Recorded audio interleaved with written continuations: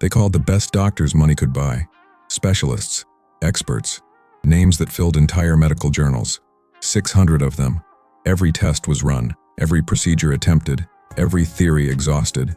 And still, the CEO was dying. Machines kept beeping. Voices grew quieter.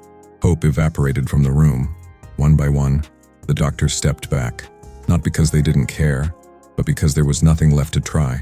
Except, in a room full of the world's greatest minds, someone everyone had ignored took a step forward. No degree, no title, no authority. Just a poor girl no one believed mattered. And what she did next made 600 doctors look at each other in shock. If you want to see how this ends, like this video and subscribe for more stories. Also, comment below with the country and city you are watching from. The gala at Sterling Plaza was a sea of black ties and shimmering silk under crystal chandeliers. Elias Sterling stood at the center, a titan of industry holding a glass of vintage champagne. His skin, usually bronze and healthy, looked like pale marble beneath a harsh, expensive lighting. He tried to laugh at a board member's joke, but the sound died in his constricted throat. A sudden, sharp tremor seized his hand, sending a ripple through the golden liquid in his glass. He clutched the edge of a marble pedestal, his knuckles turning white as his vision began to sway. The room spun into a kaleidoscope of blurred faces and muffled aristocratic laughter. Without a word, Elias's knees buckled, and he crashed into a tower of crystal flutes. The sound of shattering glass cut through the orchestral music like a scream of pure terror. Elias lay amidst the shards, his eyes rolled back, as the most powerful man in the city turned gray.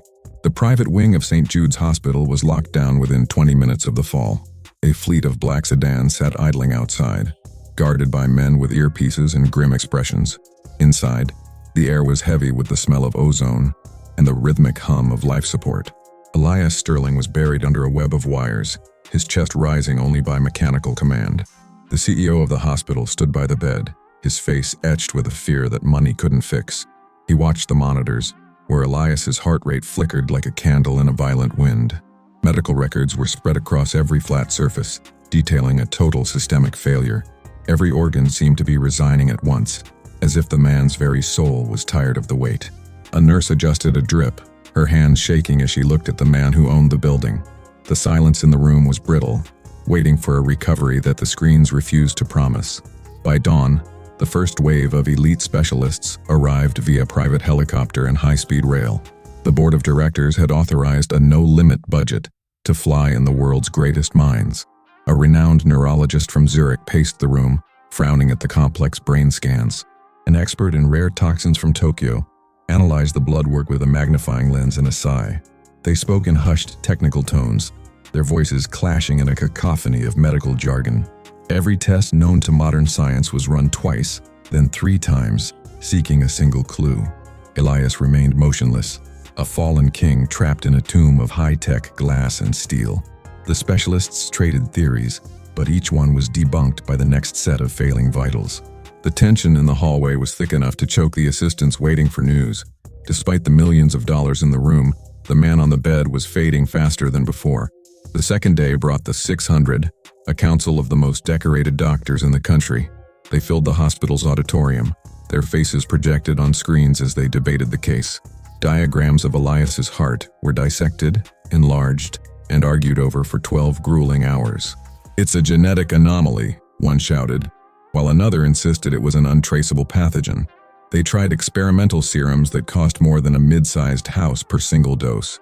They used robotic precision to clear blockages that didn't exist, searching for a ghost. Every time a new treatment was started, the monitors let out a shrill, mocking alarm. Elias's body rejected every chemical, every intervention, and every desperate prayer of science. The lead surgeon threw his clipboard against the wall, the plastic cracking in the sterile quiet. 600 experts were being defeated by a mystery they couldn't even give a name to. The third night was the coldest, the atmosphere in the private wing turning somber and funereal. The lead specialist, a man who had never lost a high-profile patient, walked to the window. He looked at the city lights, knowing the markets would crash the moment he spoke the truth. The board of directors stood in a line behind him, their faces pale in the glow of the machines. "We have exhausted the limits of human medicine," the doctor said, his voice a hollow rasp. He turned to face them, his eyes sunken from 72 hours of failed genius.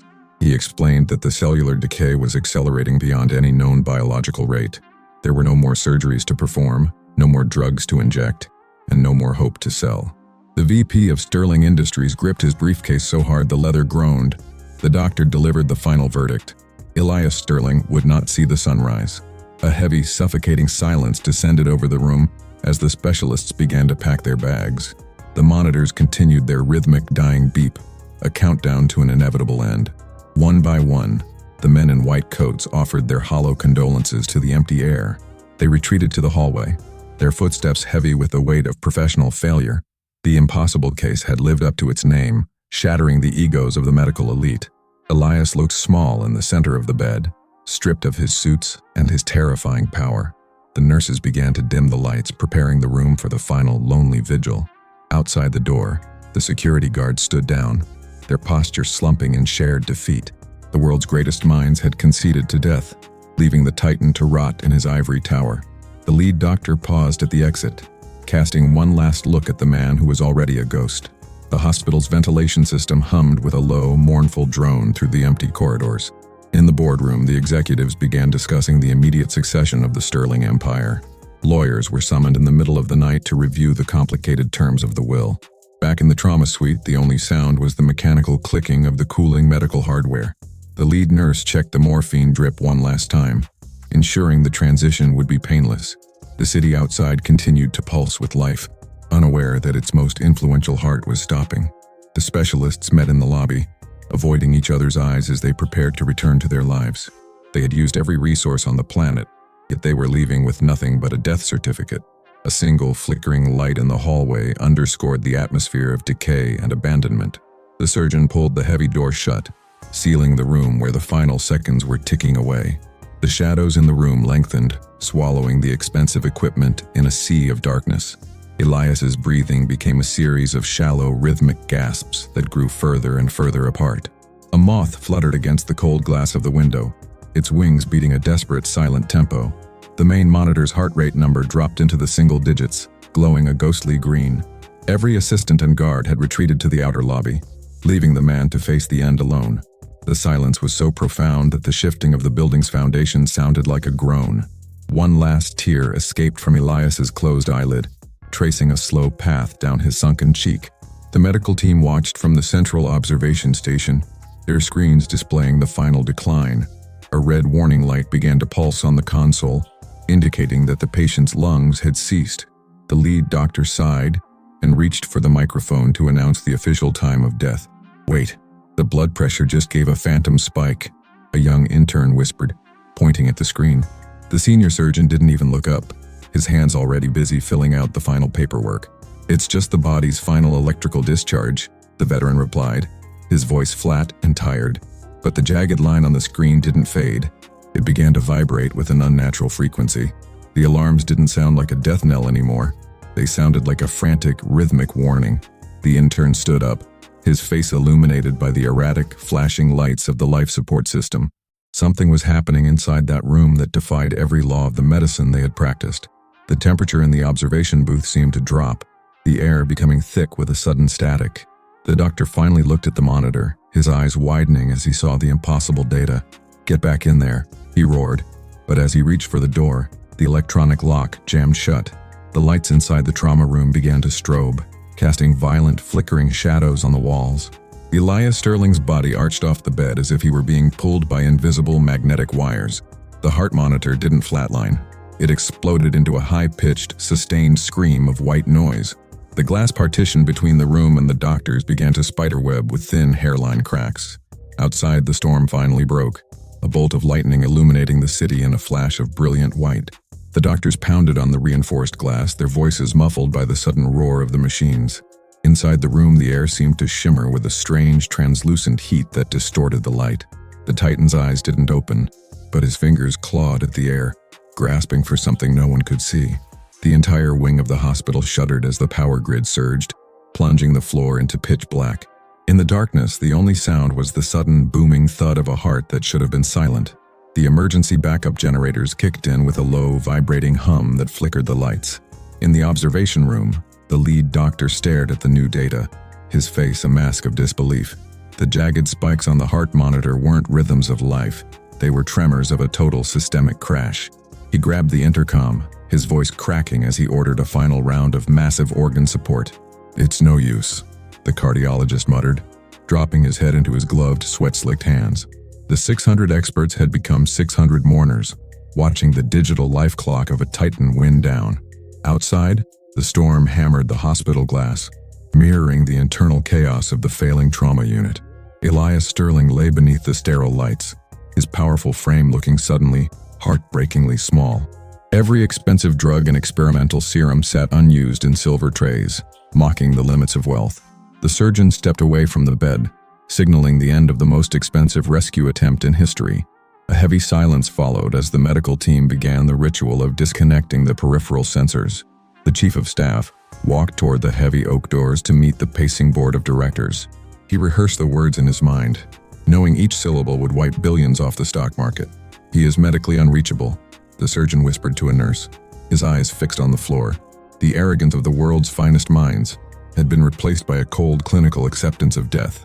They spoke of Elias in the past tense, discussing the autopsy requirements for such a rare case. Behind them, the primary monitor began a slow, rhythmic descent toward a permanent horizontal line.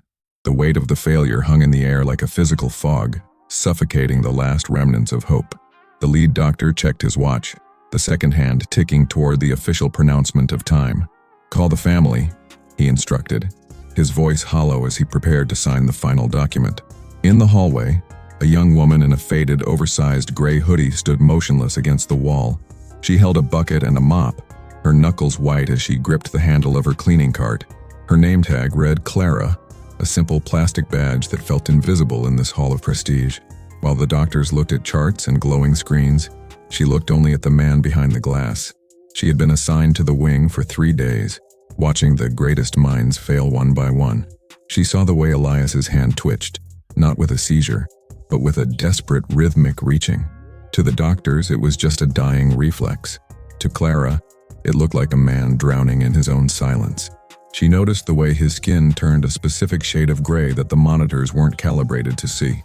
A security guard stepped toward her, his hand out to dismiss her from the restricted corridor. Clara didn't move, her eyes burning with a strange, intuitive certainty that everyone else had missed. The guard's hand landed on her shoulder, his voice a low, impatient growl in her ear. "You're not supposed to be standing here, kid. Move the cart to the service elevators now." Clara didn't flinch, her gaze still locked on the silhouette of the CEO through the glass partition. "They're treating the heart," she said softly, her voice barely a whisper above the hospital's hum. The guard scoffed, pushing her slightly, but she stood her ground with a surprising rooted strength. "They're treating the heart, but they aren't listening to the blood," she continued, her voice gaining edge. The lead surgeon emerged from the room, his face drained of color as he overheard her remark. He stopped, his eyes narrowing at the girl in the worn sneakers and the janitor's uniform. "Excuse me?" he snapped, his professional pride flaring up even in his moment of deep defeat. Clara finally turned her head, looking the world-renowned specialist directly in his tired, arrogant eyes. "You're drowning him in chemicals he can't process," she said, her voice steady and strangely calm. The surgeon let out a sharp, bitter laugh, shaking his head at the sheer audacity of her statement. "We have 600 specialists and $1 billion in equipment in this wing, young lady." He stepped closer, his shadow looming over her small frame in the dimly lit, high-tech hallway. What could a girl who mops floors possibly know about a level 4 systemic neurological collapse? Clara looked past him at Elias, whose monitor gave a sharp, agonizingly thin chirp of distress. "I know that he's still fighting," she replied, "and you're already writing his name in the past." The other doctors began to spill out of the room, drawn by the heated exchange in the corridor. They looked at Clara with a mix of amusement and annoyance, a girl with no degree challenging gods. The surgeon gestured to the guards, his patience finally snapping under the weight of his own failure. "Get her out of here and revoke her clearance immediately," he barked, turning his back on her. The guards grabbed Clara's arms, pulling her away from the cart as the mop clattered to the floor. She didn't scream or fight. She simply kept her eyes on the dying man behind the glass wall. The lead doctor walked toward the waiting area to deliver the news that would change the city. Clara's heart hammered against her ribs as she was dragged toward the heavy metallic service doors. She looked at the ceiling, seeing the flickering light that the engineers had forgotten to fix for days. In that moment, she saw the CEO's hand move again on the monitor, a jagged, desperate pattern. She realized the specialists were looking for a disease, but the man was suffering from a lock. A deep, visceral empathy surged through her, a refusal to let the Titan die because of their pride. She bit her lip, her mind racing for a way to get back inside before the flatline became permanent. The guards shoved her into the elevator, the doors closing with a slow, mechanical finality. Clara stood in the vibrating box, her breath hitching as she looked at her reflection in the steel. She was nobody, a girl from the streets who had seen more death than these doctors ever would. She knew the smell of the end, and she knew that Elias Sterling wasn't smelling it just yet. The elevator descended toward the basement, away from the prestige and the billion-dollar tragedy. On the trauma floor, the lead surgeon reached the family, his head bowed in a practiced show of grief. He opened his mouth to pronounce the end, to tell them that science had reached its limit. But at that exact second, a massive power surge rocked the building, the lights turning a violent red. A new alarm began to scream from the trauma room, a sound much louder and more terrifying than before. The question echoed in the red-lit hall. What was happening to the man they had just given up on? The doctors scrambled back toward the room, their faces pale under the flashing emergency strobes. The glass partition was vibrating now, a low-frequency hum that rattled the bones of everyone nearby. "His internal pressure is off the charts," a nurse yelled, her hands flying over the keyboard. The body on the bed wasn't just dying. It seemed to be reacting to something none of them could see. The lead surgeon hammered on the manual override, but the electronic locks remained stubbornly frozen. Through the spider-webbing glass, they saw the shadow of the girl reappearing at the far end of the wing. She wasn't on the elevator. She had taken the fire stairs, her face set in a mask of grim resolve. She held a small, rusted master key she had found in the janitor's closet months ago. The guards were gone, called to the main lobby to handle the chaos of the citywide blackout. Clara reached the door, her hand trembling as she slid the old metal key into the high-tech lock. The lock turned with a heavy mechanical click that sounded like a gunshot in the red-lit hallway. The doctors froze, watching as the cleaning girl pushed open the door to the most secure room in the city. She stepped inside the trauma bay, the air thick with the smell of ozone and the heat of failing machines. The lead surgeon reached for her, but the pressure in the room pushed him back like a physical wall. Clara walked toward the bed, her shadow dancing on the walls in the flickering crimson emergency light. She didn't look at the monitors or the dials. She looked only at the man's closed, twitching eyelids. The doctors shouted at her from the hallway, their voices muffled by the roaring of the ventilators. She reached out a hand, her fingers hovering just inches above Elias's cold, sweat-drenched forehead. The heart monitor let out one last, long, agonizingly high-pitched drone that signaled the final flatline.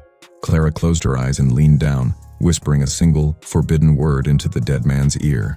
The drone of the flatline continued, a piercing scream that filled the small high-tech room.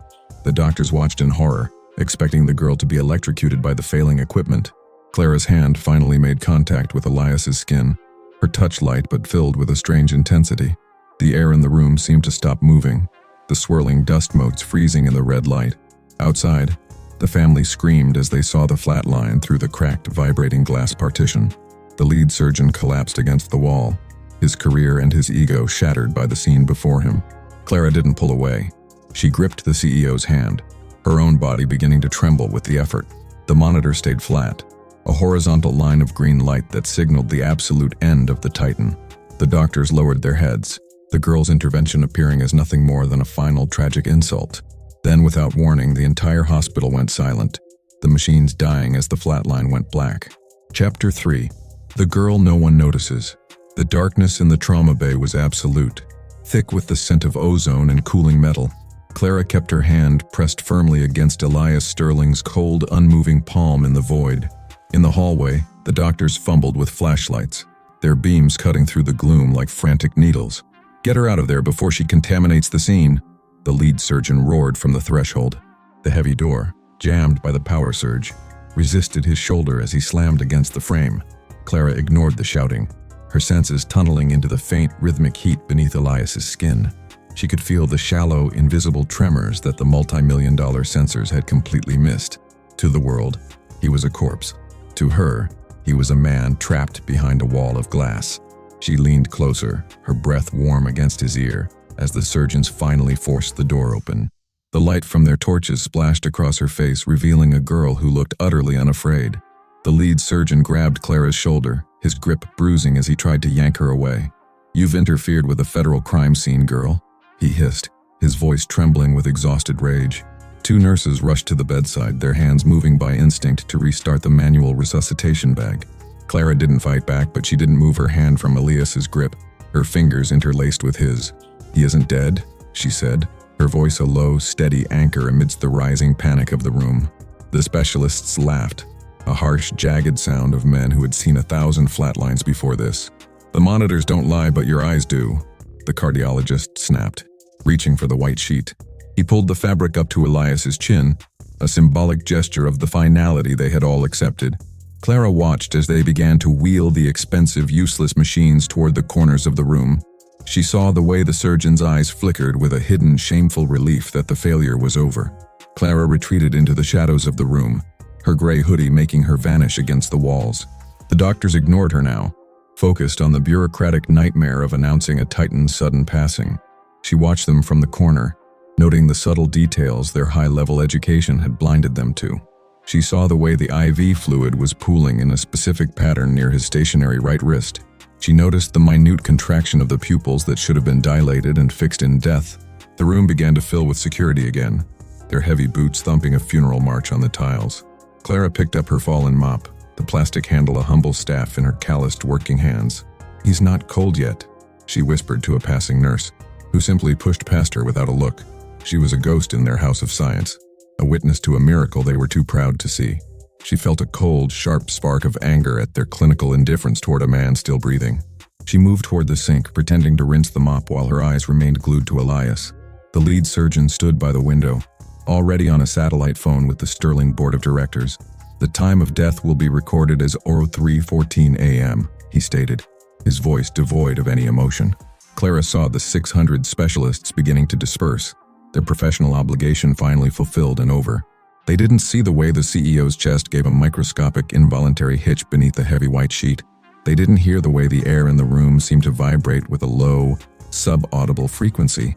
Clara did. She felt the vibration in the soles of her worn sneakers rising through her legs. She knew the lock she had sensed earlier was starting to break, but the doctors were leaving. If they left now, the man who owned the city would suffocate under a shroud of their own making. She dropped the mop, the loud clatter echoing like a thunderclap in the now quiet trauma suite. The lead surgeon spun around, his eyes flashing with a final, jagged spark of professional irritation. "I told you to leave, janitor," he barked, pointing a shaking finger toward the open hallway doors. Clara took a step forward, her shadow lengthening under the flickering, restored overhead fluorescent lights. "His blood is pooling in his left carotid because you have the bed tilted at 3 degrees, she said. The room went silent, the specialists turning to look at her with expressions of pure, unadulterated shock. "You're a cleaner," the cardiologist sneered. "Don't lecture us on the physics of a dying man's circulation." Clara didn't blink, her gaze shifting to the manual valve on the side of the high-tech hospital bed. "You're so busy looking for a rare disease that you missed the basic mechanical failure," she countered. She walked toward the bed, the guards hesitating because of the sheer, calm authority in her voice. The surgeon stepped in her path, his face turning a deep, dangerous shade of purple as he loomed. "If you touch that bed, I will have you arrested for desecrating a body," the surgeon threatened. Clara stopped, her face inches from his, the contrast between wealth and poverty never more clear. "Is it desecration to save a man you've already given up on?" she asked, her voice cutting deep. Behind them, the primary monitor suddenly hummed back to life, the screen glowing a sickly pale blue. The flatline was still there, but a small yellow warning light began to blink in the bottom corner. "Incompatible sensor input," the machine chirped, a sound that shouldn't be possible for a corpse. The doctors looked at the screen, their brows furrowed in a mix of technical confusion and rising dread. Clara saw her opening and lunged past the surgeon, her hand slamming onto the manual bed release. The bed groaned as it leveled out, the weight of the CEO shifting with a heavy, wet thud. The surgeon roared in fury, grabbing Clara's waist to pull her back from the restricted medical zone. The moment the bed hit the horizontal mark, a sound erupted from Elias Sterling's throat. It wasn't a breath. It was a deep guttural rattle that sounded like a machine starting after a decade. The heart monitor didn't just beep, it screamed as a jagged, violent pulse tore across the digital screen. The specialists froze, their hands hovering in midair as they watched the dead man's vitals explode. Elias's hand shot out from under the sheet, his fingers clawing the air with a terrifying, raw strength. He didn't look like a CEO. He looked like a man being dragged back from the gates of hell. The lead surgeon fell back, his clipboard hitting the floor as he stared at the impossible recovery. "He's in cardiac override," the nurse screamed, her voice hitting a pitch of pure, unbridled panic. The girl stood at the foot of the bed, her face the only calm point in a room of total chaos. The question hung in the air. Had she just saved him, or had she triggered something far worse? The room became a blur of blue scrubs and white coats as the doctors fell back into their training. They pushed Clara aside, their previous arrogance replaced by a frantic, desperate need to control the miracle. They didn't thank her. They treated her like an obstacle, shoving her back into the dark corner. "Adrenaline! Now!" the surgeon yelled, his hands shaking as he reached for a fresh silver syringe. Elias was thrashing now, his eyes still closed but his body fighting a war no one understood. Clara watched from the shadows, her heart breaking for the man who was being poked and prodded again. She saw that he wasn't fighting the death, he was fighting the very medicine they were giving him.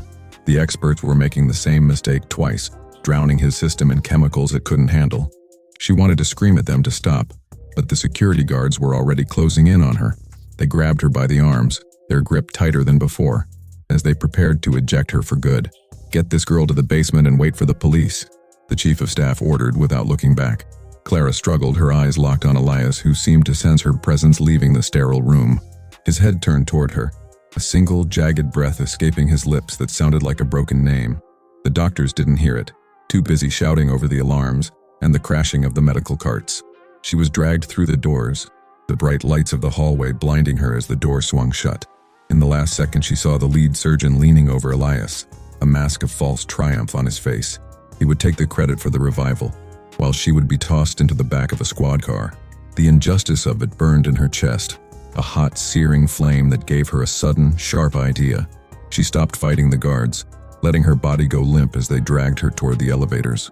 Would they realize their mistake before Elias's heart gave out for the second and final time? The elevator doors began to slide shut, the silver metal reflecting Clara's determined, tear-streaked face.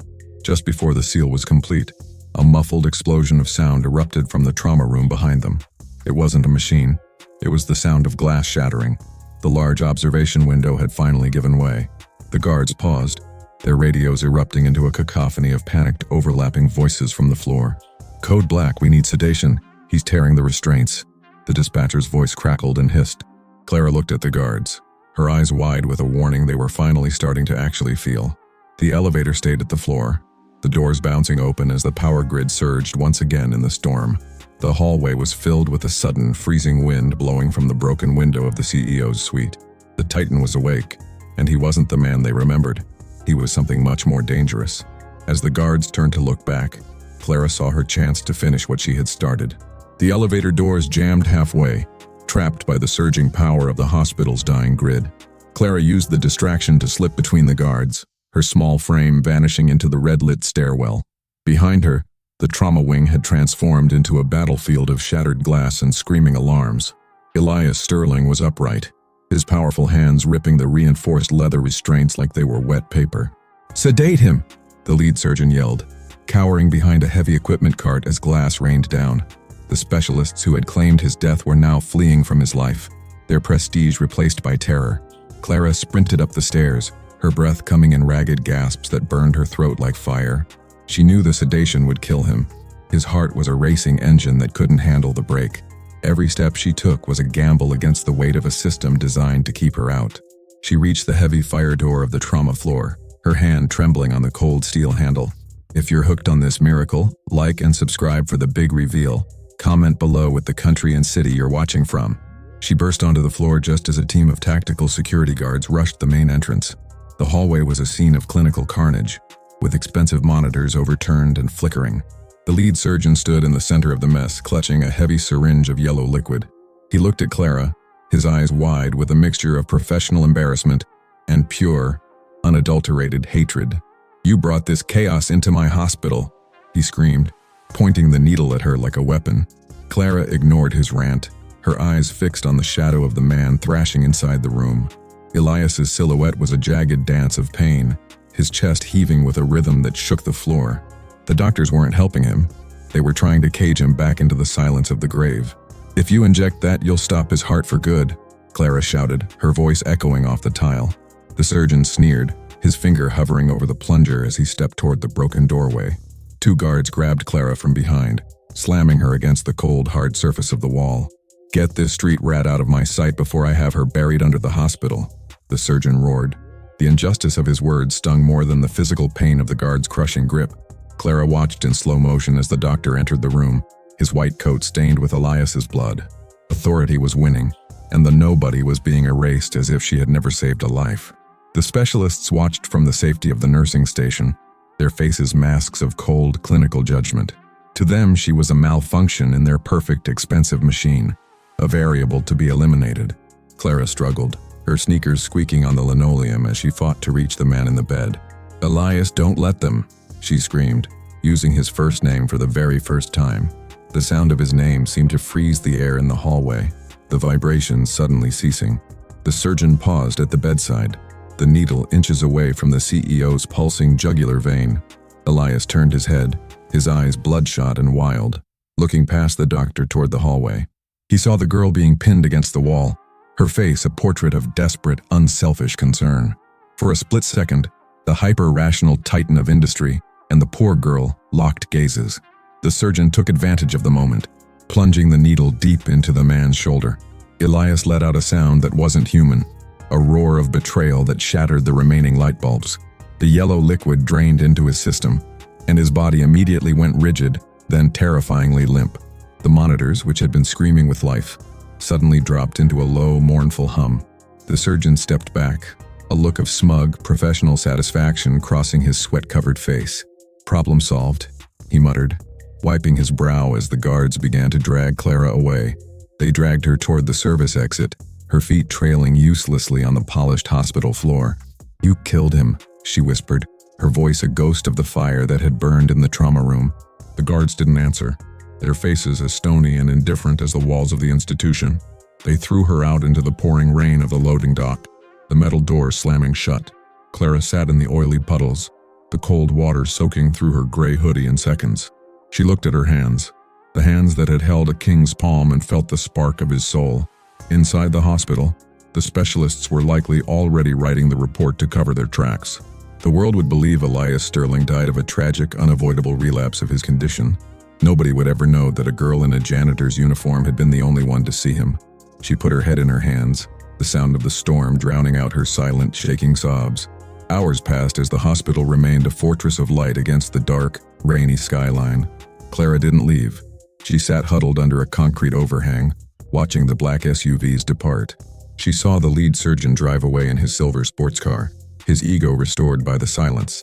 But as the clock struck midnight, the hospital's main siren began to wail a different tone. This wasn't a code blue for a heart. It was a security breach alarm, loud and piercing. The heavy service door she had been thrown out of suddenly hissed open with a hydraulic groan. A young nurse Clara had seen earlier ran out, her eyes wide with a terror that transcended medicine. She saw Clara and sprinted toward her, her white sneakers splashing through the dark puddles. "He's gone," the nurse gasped, clutching her chest as she struggled to find enough air to speak. Clara stood up, her heart leaping into her throat. Did he die? Did the medicine kill him? The nurse shook her head frantically, her hands trembling as she pointed back at the open door. "No, he didn't die," she whispered, her voice trembling with a deep, existential dread. "The sedative, it didn't work. It did something else to him, something we can't explain." She looked around as if the shadows themselves were listening to their forbidden conversation. He got up. He walked through the glass. He walked through the guards like they weren't there.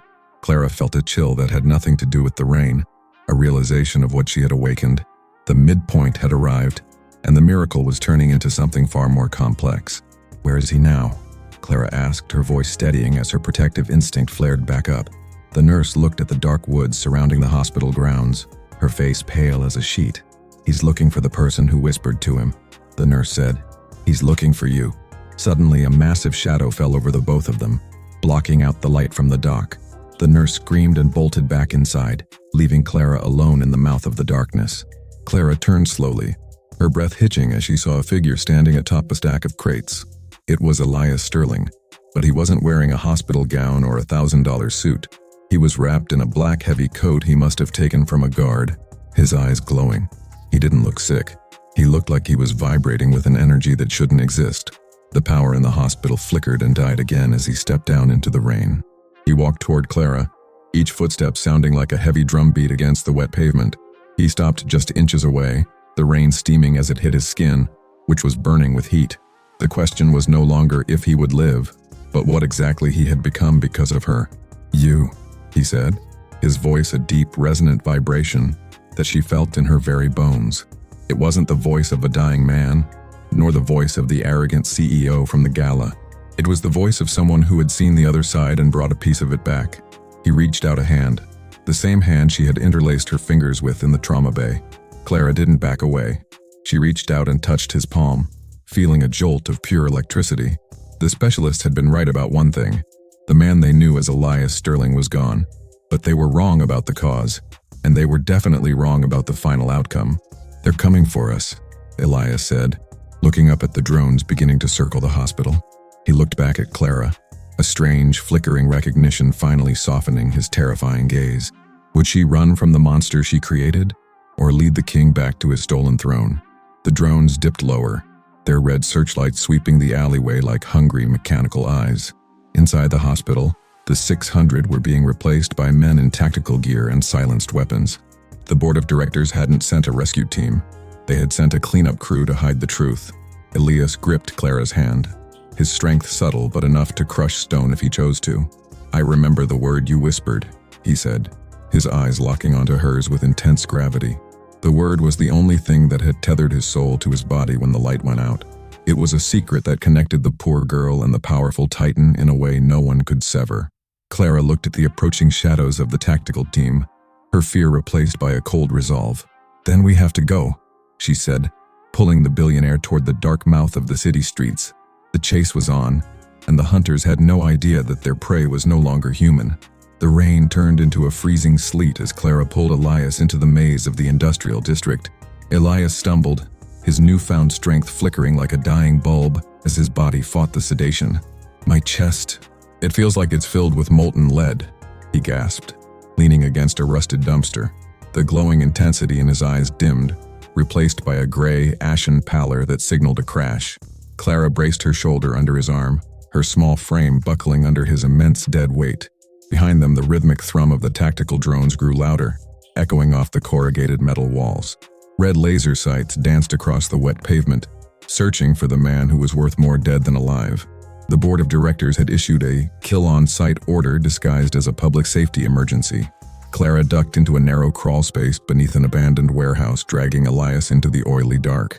The question wasn't how they would win, but how long they could survive the cooling of his blood. They lay in the dirt and shattered glass, the sound of boots marching overhead like a steady heartbeat. Elias was shivering violently now, his skin radiating a heat that began to steam in the damp air. "They'll find us.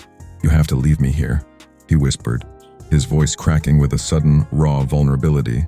Clara tightened her grip on his hand, her own fingers numbing from the cold and the sheer terror. She saw a black bruise spreading across his neck where the surgeon had injected the experimental sedative. The chemical was fighting his revived biology, creating a toxic storm that threatened to stop his heart again. Every breath he took sounded like a struggle against a crushing weight, a slow-motion collapse of his lungs. He was the most powerful man in the world, yet he was dying in the mud with a girl who had nothing. The injustice of it burned in Clara's throat, a titan brought low by the very people he had enriched.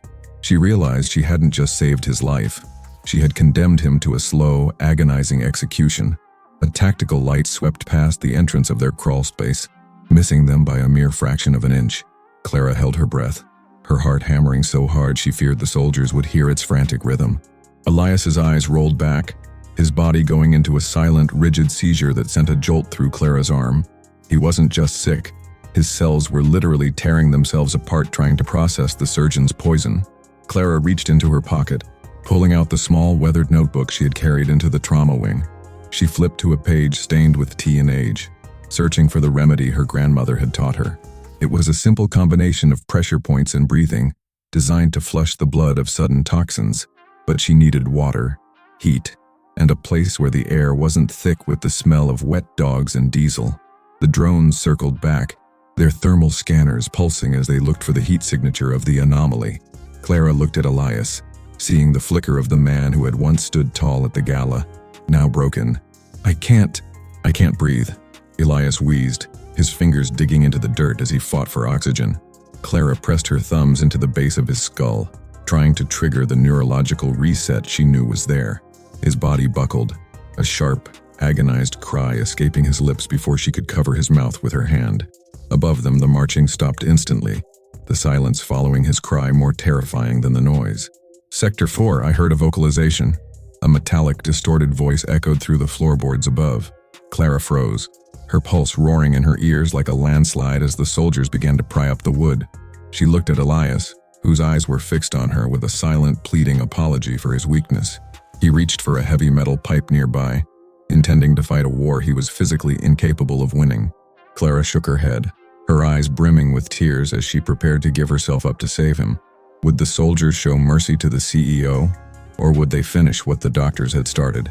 The floorboard directly above Clara's head gave way with a splintering crack that showered them in splinters.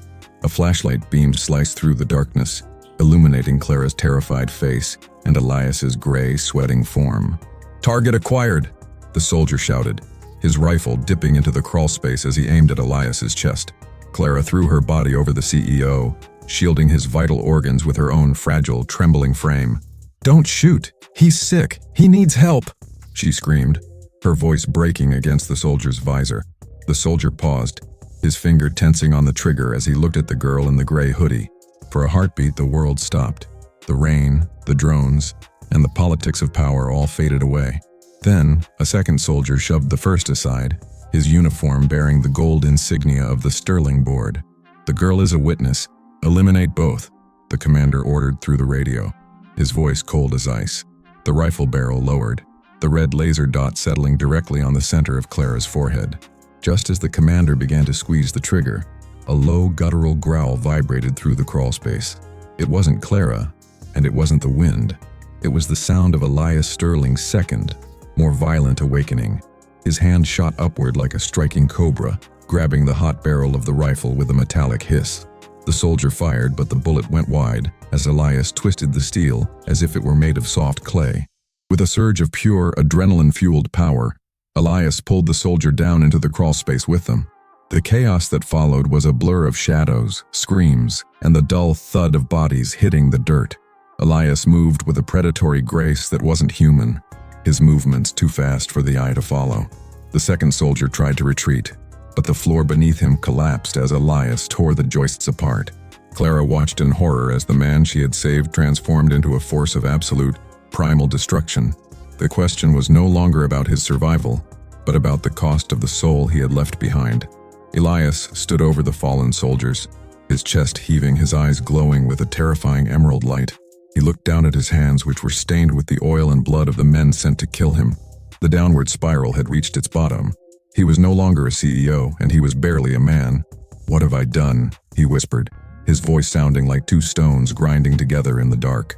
He looked at Clara, and for the first time she saw fear in his eyes, not of the hunters but of himself. The power that had saved him was now consuming him, burning through his humanity like a wildfire. Outside, more sirens converged on the warehouse, the entire city's police force now part of the hunt. Elias reached for Clara, but he stopped himself, afraid that his touch would now shatter her bones. "You have to run," he commanded, his body beginning to smoke as the internal heat reached its peak. "I'm not leaving you to become what they want you to be," Clara replied, stepping into his personal heat. She took his hand, the heat of his skin blistering her palm, but she didn't let go of the Titan. The warehouse doors were kicked open and a wall of tactical shields moved in, blocking the only exit. "Elias Sterling, surrender now or we will use lethal force." The megaphone boomed through the rain. Elias looked at the line of men he had probably signed paychecks for just a week ago. He felt the surge of power returning, the urge to tear through them and vanish into the night. But Clara squeezed his hand, her touch the only thing keeping him tethered to the girl who cared. "If you fight them like a monster, they've already won," she whispered, her eyes pleading for his heart.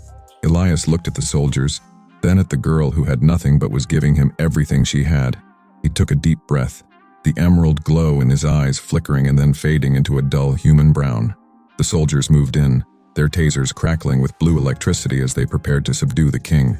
The first taser prongs hit Elias in the back and he collapsed to his knees, his body convulsing in agony. Clara tried to reach him, but a heavy boot slammed into her ribs, sending her spinning across the dirt. "Take the girl to the processing center. We'll deal with her later," the commander spat, kicking her again. Elias let out a cry of rage, but he didn't fight back, keeping his promise to stay human for her. They threw a heavy lead-lined shroud over him, designed to dampen the energy radiating from his cells. Clara watched through a haze of pain as they dragged the CEO into the back of a black armored van. She was tossed into a separate vehicle, the cold steel door slamming shut on her world once again. As the van sped away in opposite directions, the warehouse was left in a haunting, silent ruin. The board had their prize, and the girl who saved him was now a ghost in a high-security prison. Is this the end of the miracle, or just the beginning of a much darker, more powerful revolution? In the back of the dark van, Clara felt the cold metal of the handcuffs biting into her thin wrists. She leaned her head against the vibrating wall, the taste of copper and salt in her dry, swollen mouth. She had failed. The Titan was back in a cage, and she was headed for a place where people disappeared. But as the van turned a sharp corner, she felt a small, hard object hidden in the lining of her gray hoodie. It was the master key she had used to enter the trauma room, a symbol of the doors she could open. A small, defiant smile touched her lips as she realized the board had underestimated one crucial thing. They thought she was just a poor girl who got lucky, but she was the one who knew the secret. She knew the word she had whispered, and she knew that as long as Elias remembered it, he wasn't lost. The van sped toward the high-security facility, unaware that they were carrying the fuse to their own bomb. The downward spiral was over, and the only way left for the invisible girl and the fallen king was up. The detention cell was a concrete box that hummed with the high-pitched drone of a sonic dampener. Clara sat on the floor, her back against the vibrating wall, counting the seconds between guard rotations. Her ribs throbbed with every breath, a reminder of the commander's boot and the price of her defiance. Across the facility, in a laboratory shielded by lead and reinforced glass, Elias was strapped to a chair. Scientists in hazmat suits poked at his skin with needles that snapped against his new, dense anatomy. They were trying to harvest the miracle, to bottle the lightning Clara had sparked in his dying veins. Elias didn't look at them. His gaze was fixed on a small ventilation grate, searching for a sign of her. He could hear the facility's heartbeat, the hum of the generators, the flow of water, the fear of the staff. His power was returning, not as a violent storm, but as a focused, razor-sharp edge of awareness. He knew she was alive because the air in the building still tasted of the rain they had shared. The lead surgeon from St. Jude's entered the lab, looking more like a butcher than a healer now. He held a silver drill, his eyes gleaming with a desperate scientific greed that bordered on insanity. "If we can't replicate the cell growth, we'll simply have to take the source," the surgeon whispered. He moved the drill toward Elias's temple, the mechanical whine filling the room with a terrifying pitch. Suddenly, the lights in the lab flickered, responding to the spike in Elias's internal electromagnetic field. Elias didn't move a muscle, but the surgeon's hand began to shake as if grabbed by an invisible force. "You think you own this life because you have the tools to measure it," Elias said, his voice a low growl. The drill snapped in the surgeon's hand, the tempered steel shattering like a piece of dry glass.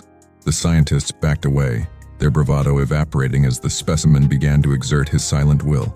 For the first time since the gala, the power was shifting back to the man who had lost it all. In her cell, Clara pulled the rusted master key from her hoodie and began to scrape at the lock. She didn't need a high-tech hack. She needed the old-fashioned physics of leverage and grit. The sonic dampener fluctuated, its rhythm stuttering as the facility's power grid groaned under Elias's influence. Clara felt the vibration change, a rhythmic pulsing that felt like a hand tapping a message on the wall. It was the word she had whispered. The cadence of it translated into the language of the building itself. She jammed the key into the electronic housing, shorting the circuit with a shower of blue sparks. The heavy steel door hissed and slid open an inch, just enough for her to wedge her fingers in. She pulled with everything she had, her muscles screaming as the injustice of her cage fueled her strength. The door gave way, and Clara stepped into the sterile white hallway, a ghost escaping its tomb. She didn't run for the exit. She followed the pulse of the building toward the center of the lab. A young guard, no older than Clara, rounded the corner and leveled his pulse rifle at her chest. His hands were trembling, his eyes wide with the realization that he was guarding a miracle and a girl. "I don't want to hurt you," he stammered. the weight of the rifle looking too heavy for his thin arms. Clara looked him in the eye, seeing the same fear and hesitation she had seen in the mirror for years. "You're not the one they're trying to protect. You're just the one they're willing to lose," she said. The guard's gaze flickered to the cameras, then back to the girl who stood before him without a weapon. He lowered the barrel, the click of the safety being engaged echoing in the silent clinical corridor. "The lab is 3 levels down. The elevators are locked. Use the laundry chute," he whispered. He stepped aside, letting the invisible girl pass into the heart of the enemy's secret fortress. The glimmer of hope was no longer a flicker. It was a fire starting to spread through the vents. Clara tumbled into a pile of discarded hospital linens, the smell of bleach and blood filling her lungs. She scrambled out, finding herself in the sterile underbelly where the 600 did their darkest work. Through a reinforced window, she saw Elias, surrounded by men who treated him like a broken machine. He looked up at the exact moment she reached the glass, his eyes igniting with that emerald, soul-deep fire. The scientists didn't see her, but Elias smiled. A small, terrifyingly confident expression that chilled the room. He didn't need to be rescued. He needed a witness, and he needed the girl who believed in the man. Clara found the emergency pressure release for the lab's atmospheric seal, her hand hovering over the lever. If she pulled it, the room would flood with nitrogen, knocking out the staff but leaving the anomaly standing. She looked at the surgeon who was reaching for a fresh blade, his ego blinded to the coming storm. She slammed her palm onto the lever, and the world inside the lab turned into a white swirling mist. The alarm screamed a high-pitched wail that signaled a total breach of the containment protocols. Inside the lab, the scientists collapsed one by one as the oxygen was vacuumed out by the safety system. Elias stood up, the heavy leather and lead restraints snapping like brittle twigs under his renewed strength. He walked through the freezing mist toward the glass, his hand pressing against the spot where Clara stood. The reinforced pane shattered outward, the shards falling like diamonds at the feet of the poor girl. Elias stepped through the ruin, his black hair matted with sweat, his presence filling the entire hallway. He didn't look like a god or a monster. He looked like a man who had finally found something to live for.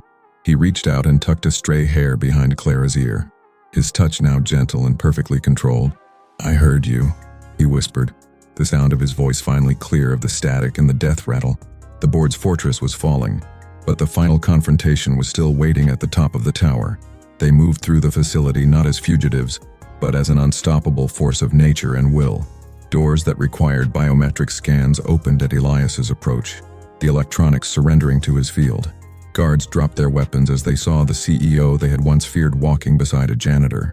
It was the visual of the century, the ultimate power and the ultimate poverty walking hand in hand. "They're gathering at the helipad," Elias said, his eyes scanning the structure of the building above them.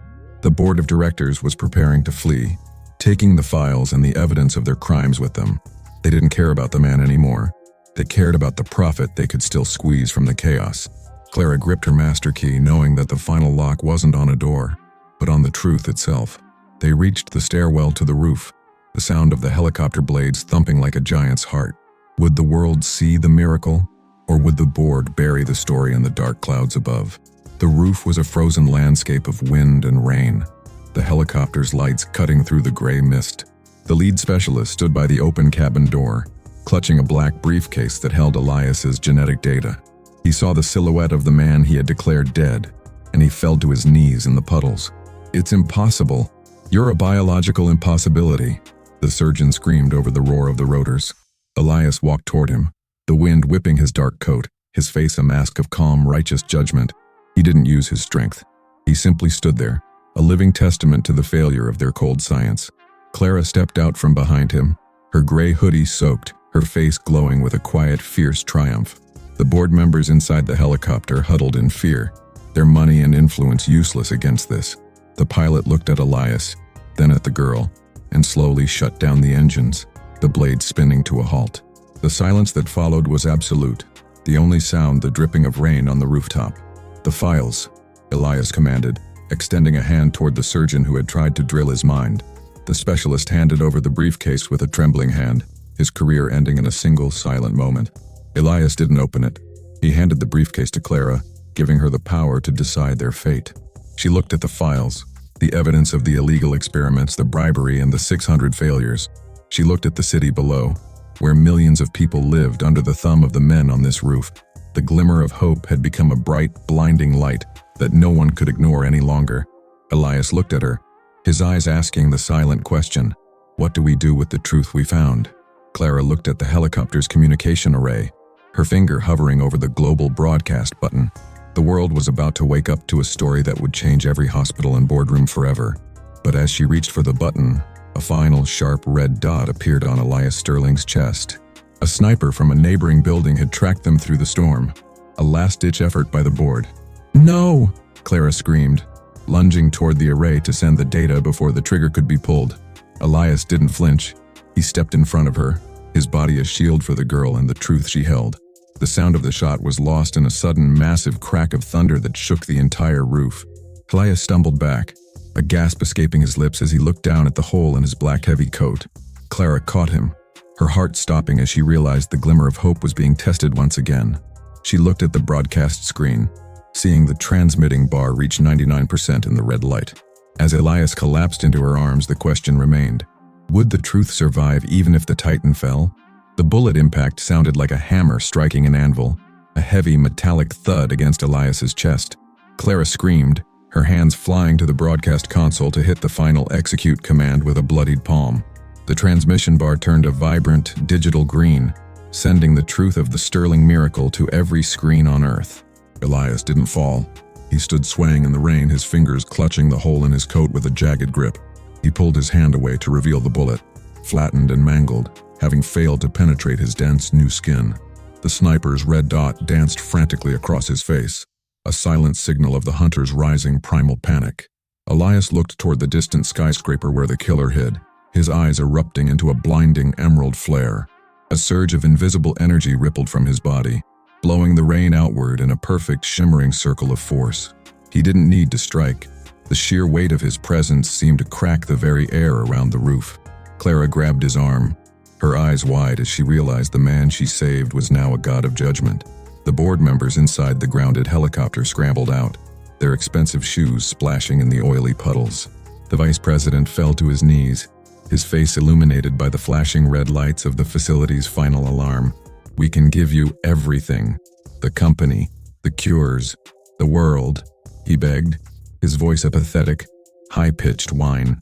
Elias walked toward them, his footsteps leaving glowing, scorched imprints on the wet concrete of the helipad. He didn't look at their gold watches or their trembling hands. He looked at the souls they had sold for profit. "You spent billions trying to find the secret to life," Elias said, his voice a low, resonant boom of thunder. "But you never understood that life isn't something you can own or buy or take from the weak." He stopped inches from the men who had ordered his death and the girl's imprisonment just hours before. The wind whipped his coat like a dark wing, making him look like an ancient judge emerging from the storm. The board members huddled together, a pathetic cluster of wealth facing the ultimate power they had created. Suddenly, the roof doors burst open, and a second wave of tactical soldiers poured out with heavy weapons. They weren't board security. They were a government strike team, sent to contain the global anomaly. They saw the CEO standing like a giant, and the poor girl clutching the data briefcase between them. "Drop the weapon and step away from the civilians," the commander yelled, though Elias held no gun. The soldiers formed a semicircle, their rifles locked on the man whose heart had been dead 2 days ago. Clara stepped in front of Elias, her small frame a shield of flesh and blood against the wall of steel. "He's not the threat. These men are." She pointed at the huddled board, her voice a clarion call of truth. The commander hesitated, his helmet's HUD flashing with the viral video Clara had just broadcasted to the world.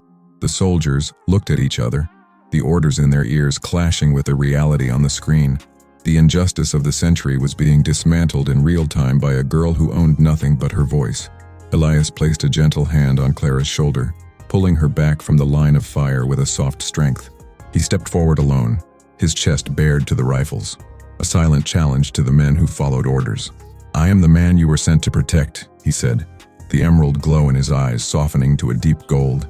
"And she is the only person in this city who actually did her job while you all watched me die."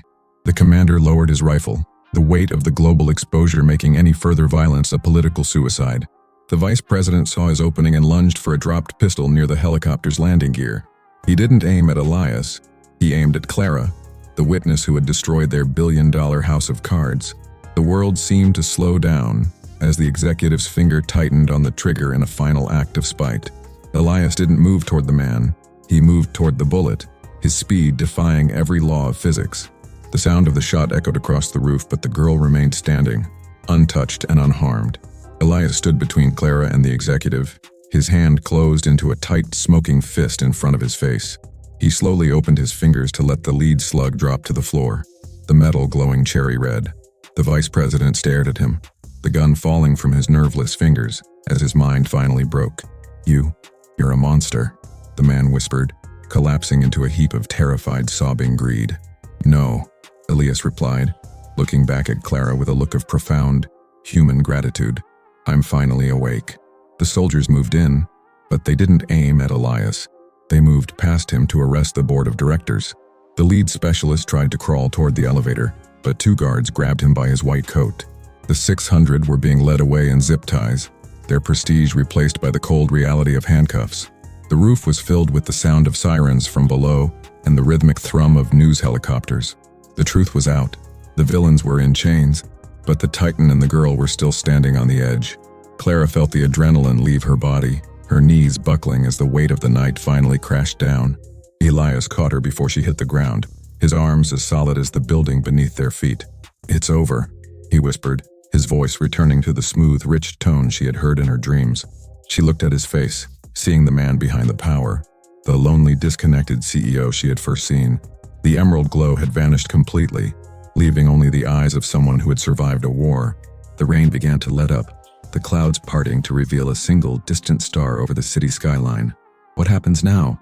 Clara asked, her hand resting on the black heavy coat that smelled of ozone and rain. Elias looked at the city, where the lights were beginning to flicker back on, one building at a time. "Now," he said, a small, genuine smile touching his lips, "we change the way they define a miracle." But as the first news camera landed on the roof, a new, unexpected signal began to beep in Clara's pocket. The small master key she had used was vibrating, glowing with a faint, pulsing blue light she hadn't seen. Elias noticed it too, his brow furrowing as he sensed a frequency he couldn't quite identify. It wasn't a piece of hospital hardware. It was a beacon, responding to the energy in Elias's blood. Clara pulled it out, and the light grew brighter as she moved it closer to the CEO's chest. The final confrontation wasn't just with the board, it was with the source of his new life itself. A strange, ancient-looking symbol appeared on the key's surface, matching a mark on Elias's palm. The girl who had nothing had been carrying the key to his transformation long before they ever met. "Where did you get this, Clara?" Elias asked, his voice hushed with a new kind of awe and mystery. Clara looked at the key, then at her own hands, realizing her grandmother's stories weren't just myths. The hunter wasn't the board. The hunter was whoever had been waiting for the key to be turned. In the distance, beyond the city lights, a fleet of unmarked, silent aircraft began to emerge from the sea. They weren't human tech. They moved with a grace and speed that made the military drones look like toys. The board was just a distraction, a small, greedy obstacle in a much larger global game of power. Elias tightened his grip on Clara, his eyes turning back to that fierce emerald green once again. The world thought the story ended with the CEO's recovery, but the sequel was already arriving. The soldiers on the roof froze as they saw the sky fill with the shimmering, translucent vessels. The broadcast, it didn't just alert the world, Clara whispered, her heart racing with a new fear. It alerted them. The final confrontation with the men of the board was over, but the battle for the planet had just begun. Would the poor girl and the revived king stand together against the architects of the miracle? The first ship descended toward the roof, its belly glowing with a light that made the sun look dim. Elias stood tall, his silhouette a defiant mark against the encroaching, alien brilliance. He didn't look afraid. He looked like a soldier who had finally found his true commanding officer. He looked at Clara and handed her the data briefcase, a silent command to keep the human truth safe. "Run, Clara. Tell them everything. Don't let them forget the man I was," he said, his voice a final vow. Clara shook her head, refusing to leave the side of the man she had dragged back from the grave. The light from the ship engulfed them both, turning the rooftop into a world of pure, blinding white. The soldiers, the board, and the city vanished into the glare of the visitors' arrival. As the roar of the ship filled her ears, Clara made a choice that would change the course of history. She didn't run. She stepped into the light with him, the master key glowing like a star in her hand. Chapter 8. The Reversal. The blinding white light didn't incinerate them. It scanned them with a hum that rattled their teeth. Elias stood frozen, his emerald eyes locked on the hovering geometric shape above the hospital roof. Clara felt the master key in her pocket heat up, vibrating in sync with the alien engine's pulse. Then, as quickly as it appeared, the light collapsed inward, and the ships vanished into the clouds. The silence that followed was broken only by the click of handcuffs and the sobbing of the vice president. The military commander lowered his weapon, looking from the empty sky to the two figures standing tall. "Secure the prisoners," he barked, his voice lacking the authority it held just moments ago. The board members were dragged away, their expensive Italian suits ruined by the rain and their own fear. Elias didn't watch them go. He was looking at his hands where faint, glowing lines were fading beneath his skin.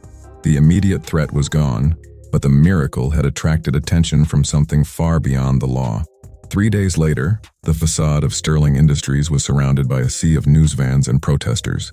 The video Clara had broadcasted was playing on every screen in Times Square, London, and Tokyo. The 600 specialists were being investigated for medical fraud and conspiracy to commit murder. Inside the penthouse office, the air was no longer cold and sterile. The windows were thrown wide open. Elias sat at the head of the mahogany table, wearing a simple black t-shirt instead of a suit. He looked younger, his scars gone, his presence filling the room without the need for intimidation. Clara stood by the window wearing clean clothes that fit, but looking at the city with wary eyes. She wasn't a cleaner anymore, but she wasn't comfortable in the halls of power she had toppled. "They want a statement," Elias said, sliding a tablet across the table that showed 1 billion views. "They don't want a statement," Clara replied, turning to face him. "They want to know if you're still human." Elias stood up and walked to the wall where the portraits of previous CEOs hung in gold frames. He pulled the portrait of his father down, the glass shattering as he dropped it into the waste bin. "Humanity isn't about biology, Clara," he said, his voice carrying that strange, resonant depth. "It's about what you do when the lights go out and nobody is watching." He pressed a button on his desk, and the heavy oak doors opened to reveal the remaining executives. They walked in terrified, expecting to be fired, sued, or destroyed by the man they had failed. Elias looked at them, his gaze piercing through their excuses and their trembling facades. "The company is pivoting," he announced, his voice steady. "No more profit from sickness." The executives exchanged confused glances, terrified of the stock dip, but more terrified of him. "We are going to find out where that ship came from," Elias added, "and we're going to be ready." Later that afternoon, Elias led Clara to the hospital lobby where the 600 plaque hung. It was a wall of brass names, a monument to the egos of the men who had let him die. Crowds of reporters were held back by security, their cameras flashing like a strobe light storm. Elias handed Clara a heavy sledgehammer, the handle taped and worn, much like her old mop. "You saw what they missed," he said, loud enough for the microphones to catch every word. "You are the only expert I trust," he continued, stepping back to give her the floor. Clara looked at the wall, remembering the sneers, the dismissals, and the guards dragging her out. She didn't do it for revenge. She did it to clear the way for something better. She swung the hammer, the impact ringing out like a church bell across the silent lobby. The first brass plate fell, clattering to the floor, a symbol of the old world crumbling down.